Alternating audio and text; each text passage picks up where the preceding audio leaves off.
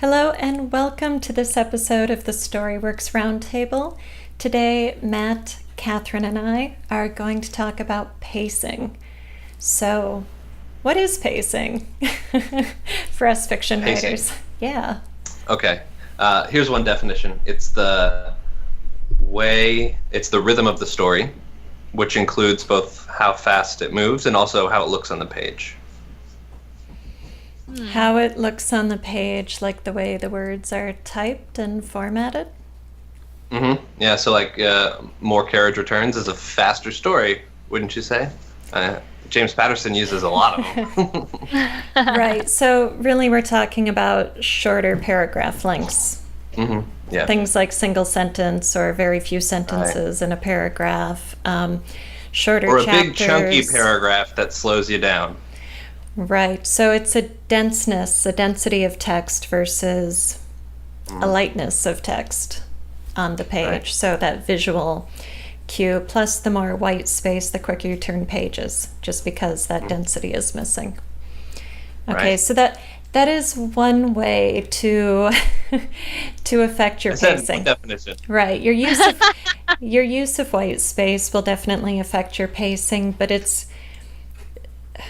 that formatting really happens because of the way you write the pace of your story. If you're writing one-page chapters and 3-sentence paragraphs, you will have a faster pace and more white space and such. Mm-hmm.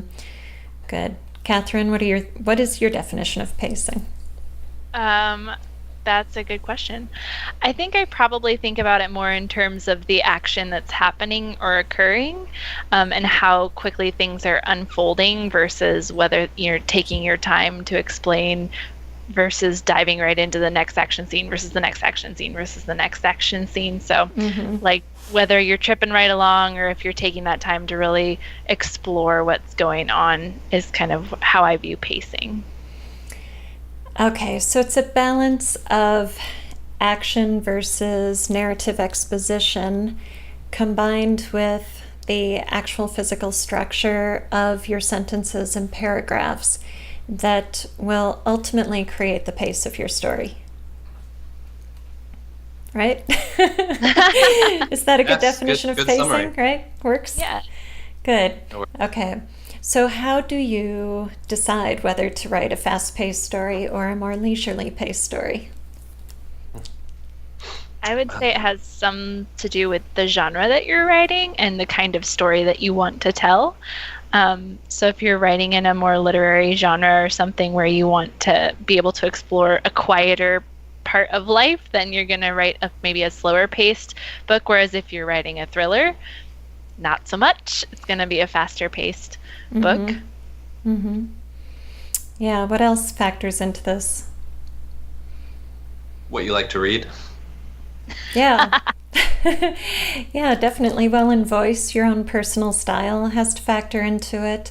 So you could write a thriller that's very descriptive and has a lot of narrative exposition, provided you can create mounting tension while you execute that narrative exposition, you know? Right. Yeah. So have you read any books that were heavy on narrative and yet felt fast-paced? I would say probably some Stephen King books feel like that because he wanders around a lot, but there's always that, unanswered question at the back of your mind about what's going on in this weird haunted town or whether the girl lost in the woods is going to make it out alive, Right. Yeah, absolutely. That's a really great example. Stephen King, and another one that I have on my bookshelf is Blood Harvest by S.J. Bolton, which is a psychological thriller, and it's full of tension because of the mystery, because of those unanswered questions being raised. So even though it's more of a literary narrative, it's full of description and it's got multiple points of view, so you're getting inside multiple characters' experiences and really going into different aspects of the story. there was never a moment when I wasn't fully engaged, going, oh my God, what is going to happen next? So, yeah, those are really great examples of creating a thrilling experience, but still writing a narrative-rich story. Mm-hmm. So I guess because of my background in music, when I think pacing, I think tempo. Mm-hmm. So I think like a steady beat in the background. And so when I think of a faster paced book, I'm thinking that I'm reading at a faster, like like here I go, like right down the page, like, whereas when you have a slower pace, everything kind of just relaxes down into a slower tempo. Like, is that a fair thought process, I guess? No. No, like I know what you mean by that. I think that when we are gripped by a story, when we have that intensity of emotional engagement, we do read faster because we're trying to see what's going to happen next. So it's kind of like your heartbeat picking up because you're excited. It's an adrenaline thing, not necessarily a words on the page thing. If you were doing a spoken word piece, you could write very short staccato sentences with a lot of white space around them, and you would have that rhythmic effect. But if you are writing a description of a setting, you won't have that same kind of like beat to it, but you could still have that adrenaline type of tension. Mm-hmm. Yeah. I was thinking about the book, The Da Vinci Code, that has a lot of, like myth telling. It's like pages and pages of narrative, but it's still really fast paced because of the unknown element. Mm-hmm. And also, like, somebody's always trying to kill them. Right. Yeah, so good. That brings up another point about pacing, is that one thing that heightens or intensifies the pace of a book is the element of danger. So when your reader cares about your characters and your characters are in danger, then we get that intensification of emotion where we want to see, will they survive? How will they react to this? So danger gives us a greater pace. Okay. Yeah. And that doesn't mean that there can't be danger. Like, if, it doesn't have to be somebody's trying to kill you. That's like, a lot of mysteries and thrillers use that, but it doesn't have to be that. Something could be dangerous in a romance too, but in a different way, right? Like it could be like an emotional danger. Right, absolutely. Anytime you have that I need to know right now feeling. Like, I remember when my daughter was very little, like a baby, I'd go to TJ Maxx and buy the Harry Potter books in hardcover because you could get them at like half price, at TJ Maxx. And my ex worked all the time, and we had one car, so I was really stuck at home with this little baby. So I remember sitting on the kitchen chair reading the Harry Potter books while I'm feeding her, like, oops, did I miss your mouth? Oh, well. And that's pacing. And those are very narrative-rich books with a ton of description, but because I was so engaged with all the magical elements and this crazy setting and these wild characters, I kept turning the pages. It was one of those books I couldn't put down, and it wasn't because Harry's life was in danger at every turn, right? You do have a rhythm to a story, and you need to give your readers a rest. There was a book I read called Island 71, Islands something. I'd have to go look it up. And these people on a boat end up stuck on this island, which turns out to have been a Japanese research island during World War II, which was abandoned after the war. But research kept going, and it's basically the island of Dr. Moreau.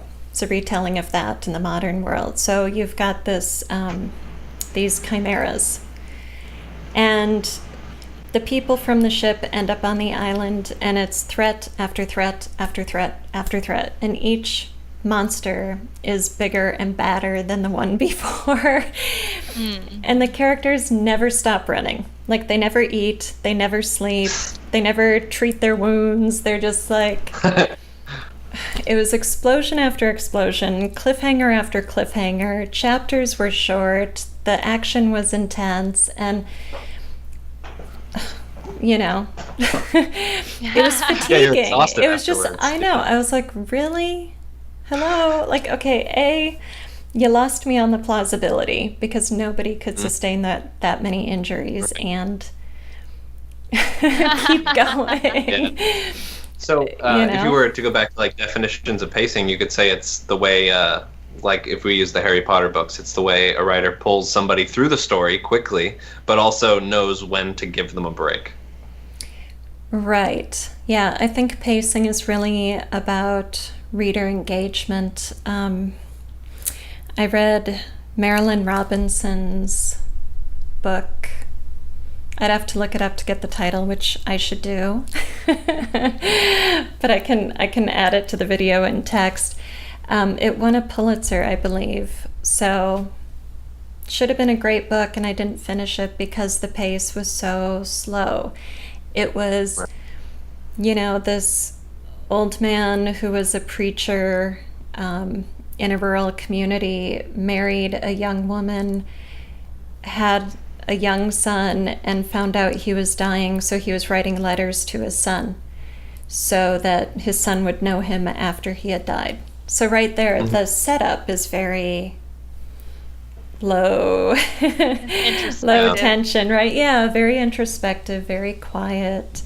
You don't expect it to be fast-paced. And it was a very well-written, great book. I just needed something more engaging at that time, Yeah. So I think as someone who thinks a lot and who writes and who is in her head processing a lot, that kind of story, it was like more of the same. It was like too much here when I needed some of this. I needed a ride to go on. Right. Yeah. Yeah, it brings up a good point too, because like you might want to read different paced things. Like sometimes I'm in the mood for a slow, like literary tome, and sometimes I would rather read the genre Pulp Fiction, anything that goes fast, anything. Yeah. Right. Well, and you can have both. I think the Blood Harvest book and, King's books, those are good examples where you can have a rich literary experience that is also a genre story. Have you guys read The Last Werewolf? I think it's Glenn Duncan. That book is, it starts out fantastic. It's the guy's a werewolf, so he's not quite immortal, but he's, hundreds of years old. So you start in this historical setting and you move up to today, and he's dealing with his conscience as he accepts being a beast that has to eat human beings once a month, right, in order to survive. Right. And that was fascinating, and it was sort of this nice blend of the philosophical, with him being the last werewolf and dealing with his conscience, and then the literary historical elements. But then in the last third or so of the book, all of a sudden there were vampires and espionage, and people were out to get him. And then he was in an airport and he smelled another werewolf, and of course it was a female. And so now, now there's a sequel coming, and I was like, okay, did your publisher do this to you? Did you write this lovely literary werewolf fantasy, and then they're like, okay, now make it the Da Vinci Code, or now make it not enough espionage. Right. Now give it some thriller stuff. Yeah. But some of those so I haven't read this book, so I don't know if he does this, but you were talking about how he was centuries old and it started as a historical and they were time hopping. That can be really thrilling. Like if you read Ken Follett's Pillars of the Earth, I think it's called. Okay, I haven't read that. So Ken Follett's really interesting. He writes thrillers, like he wrote spy thrillers for a long time, and then he wrote this epic, like 3-generation novel about this family and this architect that builds cathedrals. And cathedrals back in England, and I don't know, I guess it was 1200s, 1400s, took months, years to build. Years, so they would spend years and then pass it on to their children, who would spend years finishing this cathedral. And it was just like this massive story, but it was so cool because the scale was so huge. And so it's very slow at points, and it's like family drama, but I was gripped the whole time because it was just like such a big concept that I was just like in awe. And so I couldn't stop reading. And I don't know if, because like I said, he started writing thrillers, so maybe he just got really good at keeping people gripped, and then he was able to stretch it out for something like Pillars of the Earth, which is huge. It's like 1,000 pages. Yeah. That's a really cool skill. That is very cool. And Steinbeck kind of does that too with what was the one? East of Eden. If you can get into that one, because it spans so many generations and it really like pulls you along because you see how things change. Right. And who's the writer who's got the thing at UT? Like the writing program is named for him or something. Oh, Michener? Is it Michener. Right. Yeah. Yeah, he's known for writing these huge, epic books where the landscape is a big part of it. The country, the politics, the era, the land itself.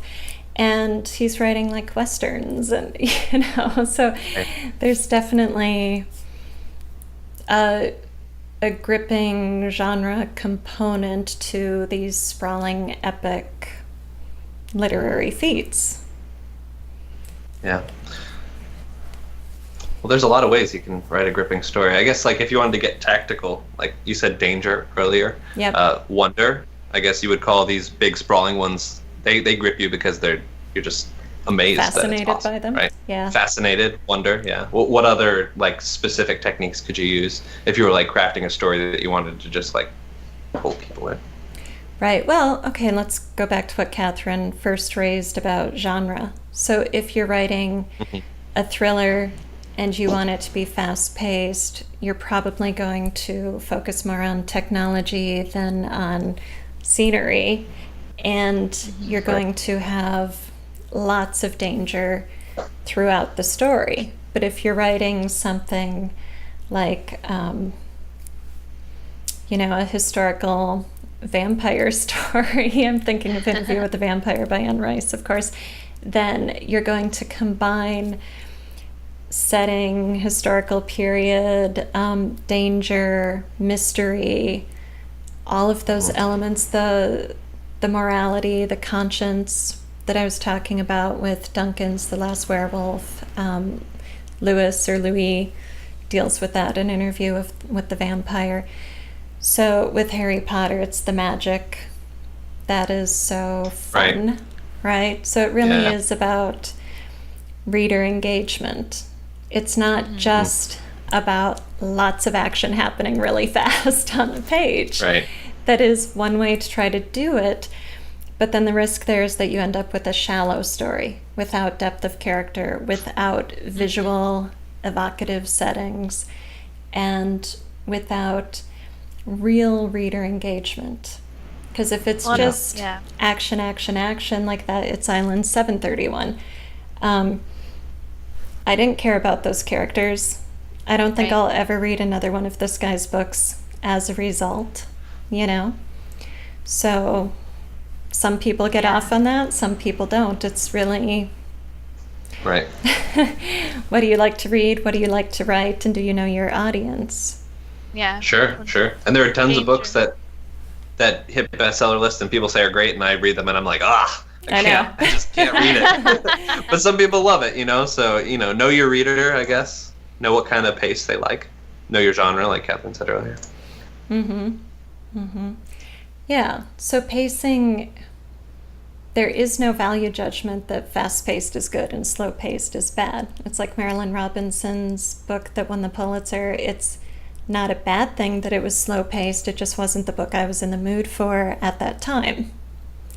Well, and if you cared about the character, like if you really got into the character, you probably would care about those introspective moments. Like if you were in for that kind of pace and you were like, I know this is going to be an introspective and I care deeply about that father-son relationship, then you will get pulled through the story based on that depth of character. Like you were saying, like it matters and you're pulled through from the emotional things that are happening. Yes. Pacing-wise. Yeah, so emotional pacing as well as action pacing. Pacing isn't a single layer in a story. There are multiple layers to it. So just like Matt was saying, that danger can be like a relationship danger, that sort of tension, not just as a bomb going to explode. Yeah.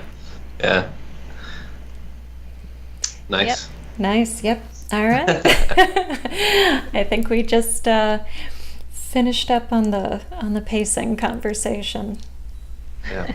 I like all the book examples. A lot of people talk about, movies when it comes to pacing. It's nice to think about how it's done in novels.